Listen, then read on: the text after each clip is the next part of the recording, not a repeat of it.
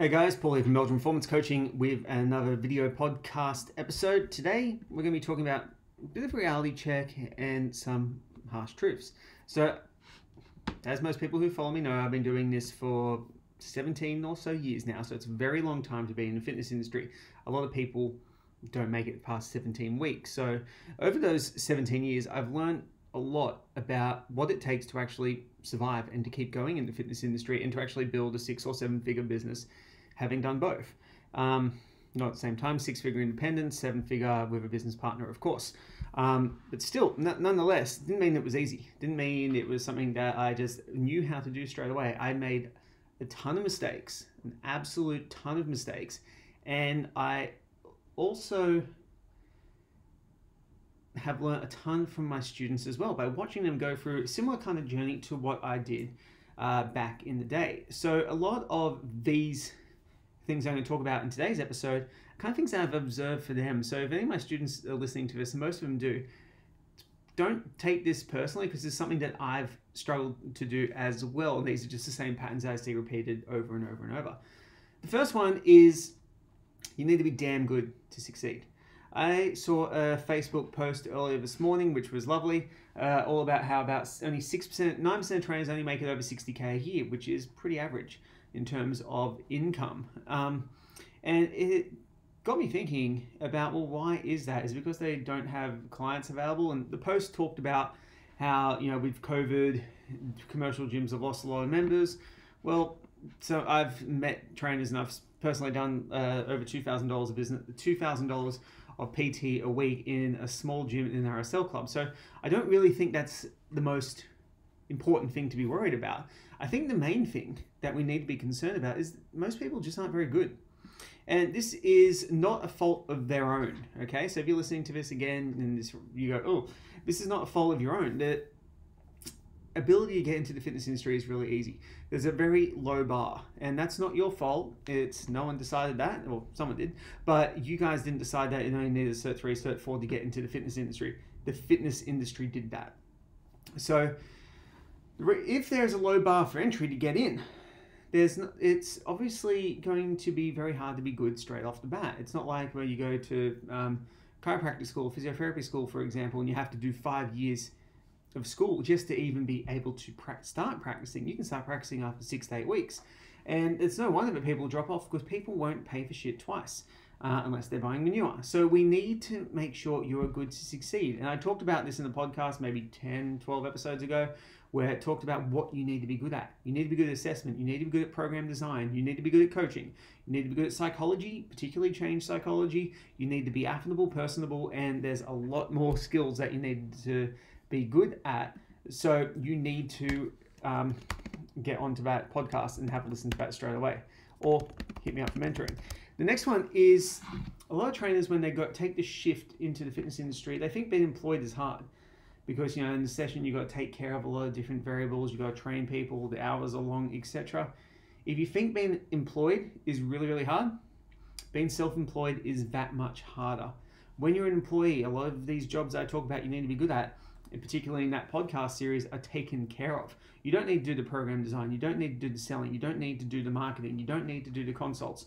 You don't need to do so many different things.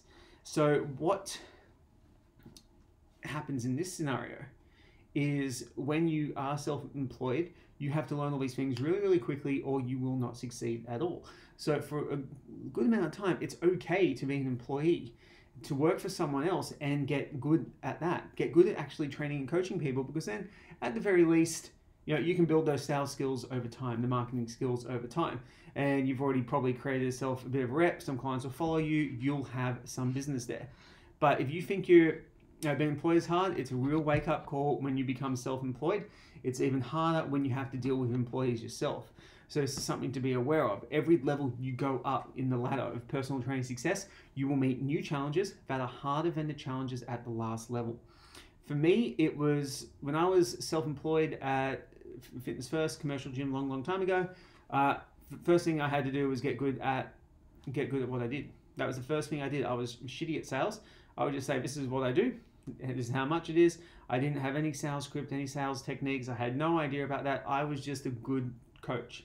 I gave a damn about my clients, and I coached really well, and they put full effort into training clients. And then, you know, obviously I was doing 40 to 60 sessions a week most weeks, which led to burnout. Another problem, another podcast.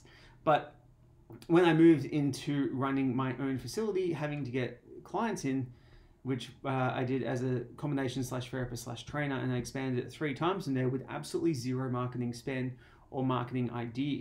And the reason I did that was I was good. I was good at what I did. That led to referrals. Those referrals found value. I kept them as clients. Some of these clients have stayed around for 17 years. So getting good takes care of a lot of those problems. But when I went to a bigger facility and where I started having multiple employees at 1.12, marketing was something that we needed to do. And because it was so hard, I outsourced it because it was another skill set I didn't have the time to learn with everything else. The next one, that's a harsh truth, is you need to get in better shape. I know this comes across as a bit harsh and a bit ambiguous, but as coaches, the better shape we're in, the more likely we are to create authority with our clients and them to listen to it, and for them to listen to us and to follow our example.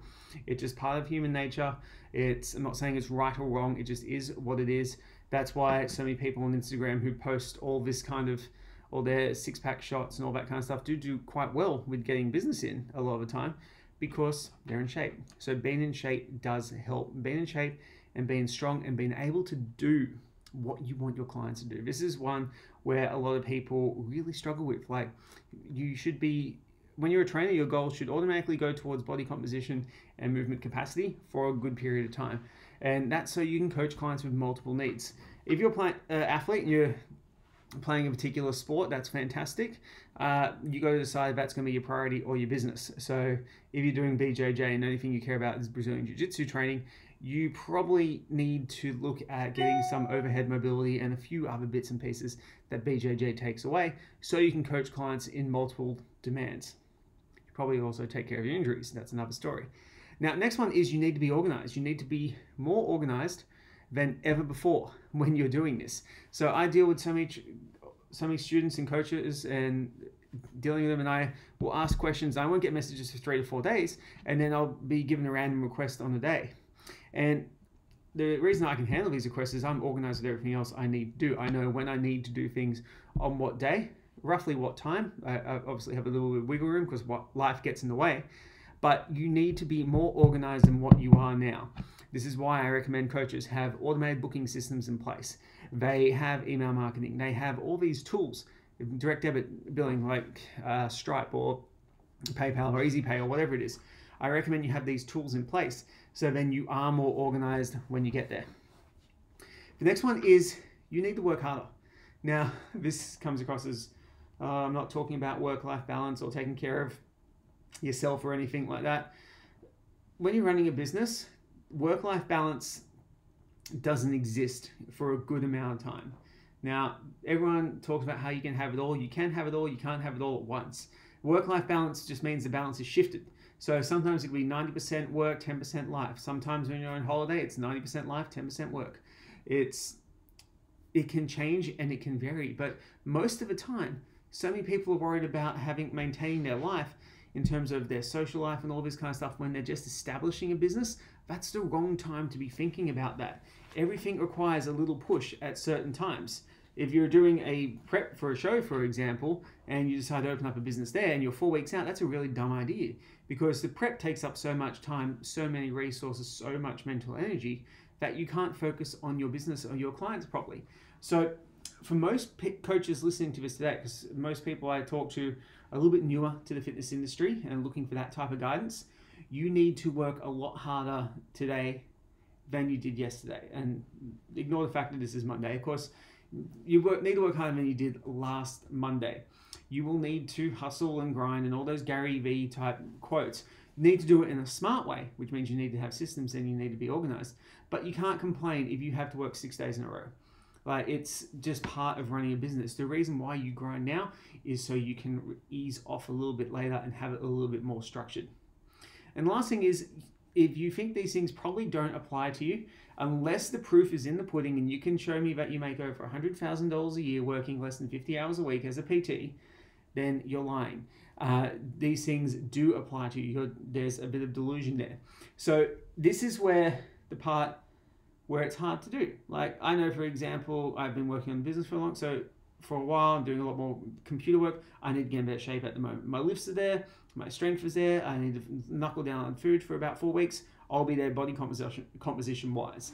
I know that's probably my next priority because my organization is there. I've been doing all the hard work, which has led to the break off in that. And I know that I'm good at this by this point now. And that's okay to be confident like that. So what you need to do is one of the hardest things you can do is self-reflect. And one of the most valuable things you can do is also to self-reflect. So have a look at, are you actually good? Like, how could you be a better trainer? The answer is always yes. It doesn't matter how good you are right now, you could always be better. I'm still doing courses now because I still want to be better at what I do. If you think, if you're an employee and you're in a situation where you're like, oh my God, this is so hard, it's probably not. It's think about what you are missing out, and then you'll probably go, okay, this isn't too bad. If you think you're in shape, get evaluated by someone else to see what type of shape you're in. Have a look at your movement capacity as well. Shape is not just body composition, it's a bit of both.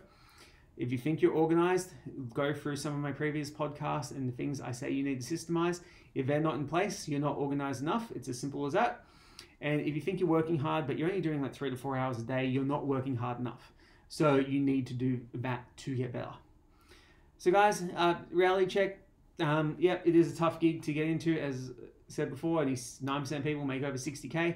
It's not good odds, but if we do the things in this podcast, we self-evaluate, we self-reflect, go back on other podcasts, listen to the things I've talked about to be a good PT, contact me for mentoring if you need some help. You can definitely make a huge difference and become a successful PT and part of the 9%.